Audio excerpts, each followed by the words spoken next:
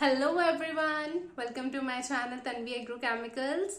और आज हम सब डिस्कस करने जा रहे हैं part 3 of our series, that is pesticide which are restricted, which are ban and refused in India.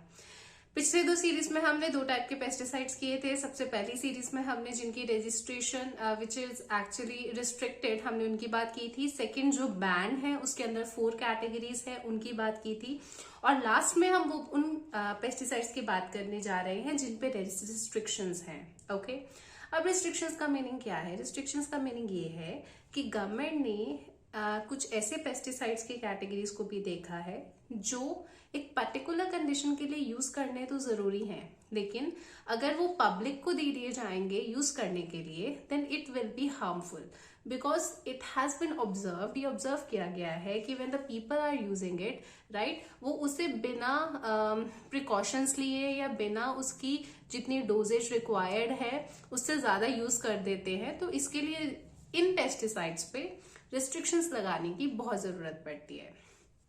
अब रिस्ट्रिक्शन किस टाइप की होती है? रिस्ट्रिक्शन इस टाइप की होती है कि जब भी ये पेस्टिसाइड लगेगा तो कोई भी गवर्नमेंट अप्रूव पर्सन और गवर्नमेंट अथॉरिटी ही इसके यूज करेगी, और जहां पे भी ये यूज होगा तो वो सिर्फ ये उनकी प्रेजेंस में ही यूज हो सकता है, राइट। तो ये दो चीजों का बहुत ध्यान रखा जाता है। टोटल ये 9 पेस्टिसाइड्स हैं जिन पे इस तरह की रिस्ट्रिक्शंस लगी है। ओके, और डिस्कस करते हैं मैंने, लेकिन डिस्कस करने से पहले don't forget to like, share and subscribe my channel. और थोड़ा सा पिछला रिवाइज करते हुए हम ये भी याद करते हैं कि लास्ट में हमने पेस्टिसाइड्स पढ़े थे जो कि बैन है इंडिया में, उनका टोटल नंबर है 46।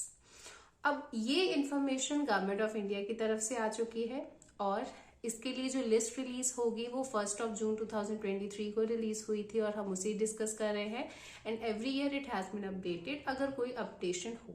ओके, इसके अलावा हमने 4 फॉर्मुलेशंस पढ़ी थी जो कि इंडिया में बैन है।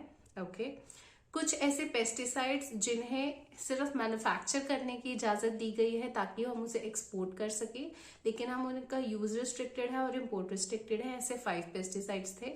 और लास्ट में हमने 7 पेस्टिसाइड्स ऐसे पढ़े थे जिनको रजिस्ट्रेशन को विड्रॉ कर लिया गया है। ओके, तो आज लास्ट पार्ट 3 में हम 9 ऐसे पेस्टिसाइड्स पढ़ने जा रहे हैं जो क्या हो गए हैं, जो रिस्ट्रिक्शंस के अंडर है। और हम ये भी पढ़ेंगे कि गवर्नमेंट ऑफ इंडिया क्या कहती है कि आपको इन पेस्टिसाइड्स को कैसे यूज करना है।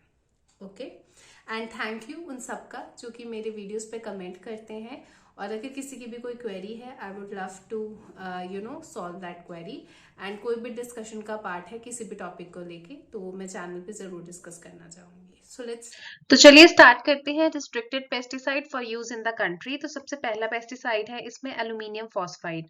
टोटल हम 9 पेस्टिसाइड पढ़ेंगे इसमें। ओके, फर्स्ट स्टार्ट करें हम एल्यूमिनियम फॉस्फाइड।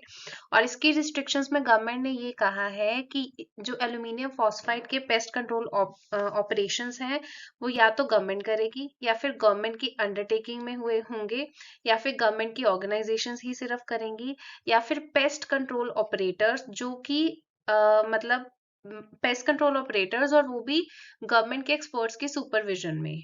और वो वाले एक्सपर्ट्स जिनको गवर्नमेंट ने अप्रूव किया होगा, और अप्रूव करने वाली कमेटी कौन है या दैट इज ऑर्गेनाइजेशन कौन है? Plant protection adviser to the government of India, right.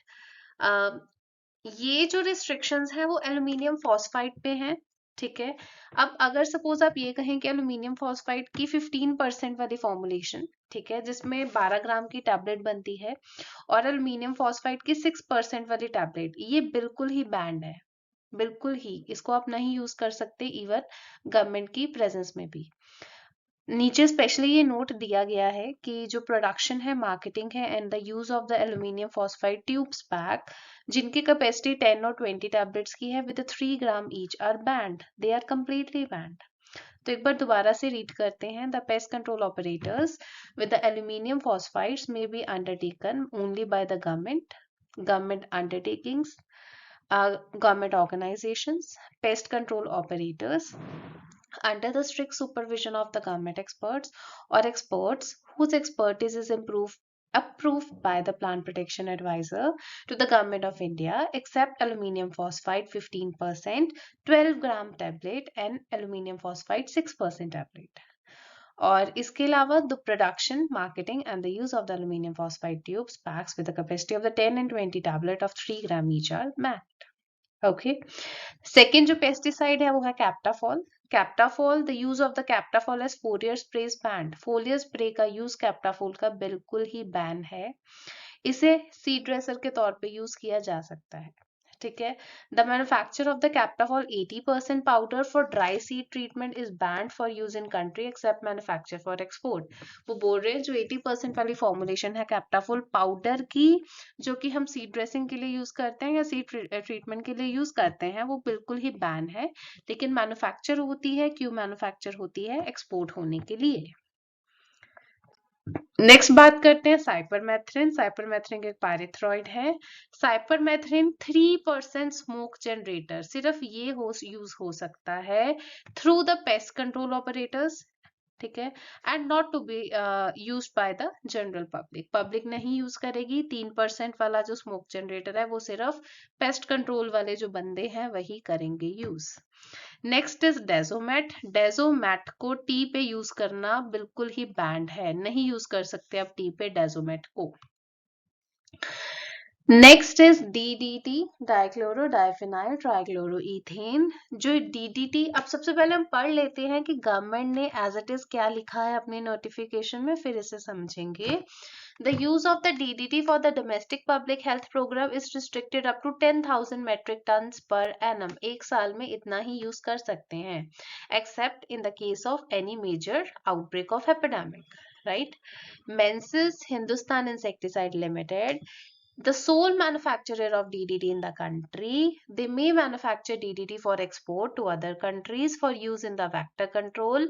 For public health purpose, the export of DDT to parties and non-state non-parties shall be strictly in accordance with the paragraph 2B article 3 of Stockholm Convention on Persistent Organic Pollutants, right? The use of DDT in agriculture is withdrawn. In very special circumstances warranting the use of DDT for plant protection work, the state or the central government, they may purchase it directly from the Menzies Hindustan Insecticide Limited to be used under expert governmental supervision. तो government ये कहती है कि हम एक साल में 10,000 metric ton से ज्यादा DDT नहीं यूज कर सकते. अगर कोई भी एपिडेमिक आ गया, कोई मेजर आउटब्रेक हो गया, उस टाइम पे हम ज्यादा यूज कर सकते हैं. डीडीटी का इंडिया में जो सोल मैन्युफैक्चरर है वो है सिर्फ हिंदुस्तान इंसेक्टिसाइड लिमिटेड. ठीक है. और यही जो है वो एक्सपोर्ट करेगा या तो कंट्री को, अगर किसी भी वेक्टर को कंट्रोल करना है. ठीक है. अगर आपको किसी भी स्टेट की पार्टी को या नॉन पार्टी को डीडीटी एक्सपोर्ट करनी है तो वो स्टॉकहोम कन्वेंशन के अंदर जो भी रूल्स बने हैं उसके अकॉर्डिंग ही होगी. हम नेक्स्ट वीडियो में स्टॉकहोम कन्वेंशन के बारे में भी पढ़ लेंगे, राइट? अब जो डीडीटी का यूज है एग्रीकल्चर में वो बिल्कुल ही विड्रॉ कर लिया गया है. ठीक है. और ये भी बोला गया है कि कुछ स्पेशल सर्कमस्टांसेस में अगर आपको किसी भी प्लांट को प्रोटेक्ट करना है और आपको डीडीटी यूज करनी है, ठीक है, तो आपको उसको हिंदुस्तान इंसेक्टिसाइड लिमिटेड से ही खरीदना पड़ेगा. और खरीदने के बाद जो उसका यूज है वो आप किसकी सुपरविजन में करेंगे? गवर्नमेंट की सुपरविजन में. ओके. तो ये है डीडीटी पे रिस्ट्रिक्शंस. Next is फेनाइट्रोथायोन. ठीक है. फेनाइट्रोथायोन बैंड है एग्रीकल्चर में, लेकिन जो डेजर्ट लोकस्ट के कंट्रोल के लिए इसे यूज किया जाता है और पब्लिक हेल्थ के लिए. ओके. तो ये फेनाइट्रोथायोन पे रिस्ट्रिक्शन है. आगे था मिथाइल ब्रोमाइड. मिथाइल ब्रोमाइड के लिए जो रिस्ट्रिक्शंस है उसमें लिखा गया है methyl bromide may be used only by the government और government undertakings, government organisations, pest control operators under the strict supervision of the government experts or experts whose expertise is approved by plant protection advisor. आप सिर्फ government की supervision में ही methyl bromide use करेंगे, या तो government को official कर सकता है, और अगर पब्लिक को यूज करनी है तो उसे गवर्नमेंट अप्रूव्ड बंदे की प्रेजेंस में ही करना पड़ेगा. Next is monocrotophos. Monocrotophos vegetables पे यूज करने के लिए बैन है. ट्राइफ्लोरालिन. जो रजिस्ट्रेशन है, इंपोर्ट है, मैन्युफैक्चर है, फॉर्मुलेशन है, ट्रांसपोर्ट है, सेल है, बेचना, एंड ऑल इट्स यूजेस, ठीक है, except use in wheat shall be prohibited and completely banned from 8 August 2018. wheat के अलावा बाकी सब पे इसका यूज बैन है 2018 के अगस्त से. A cautionary statement has to incorporated in the label leaflet that is toxic to aquatic organisms and hence should not be used near water bodies, aquaculture and pisciculture area. वो बोल रहे हैं desert में तो कर लो लेकिन पानी के आसपास मत करना क्योंकि एक्वेटिक ऑर्गेनिज्म के लिए ये जहर है. राइट तो ये थे हमारे टोटल 9 पेस्टिसाइड्स जिनकी हमने बात करी थी, जिनके ऊपर रिस्ट्रिक्शंस है गवर्नमेंट की. इन डिटेल हमने कर लिया है. अगर आपको फिर भी कोई डाउट होगा तो जरूर हम डिस्कस करेंगे. And thank you for watching this video. And don't forget to like, share and subscribe this channel please.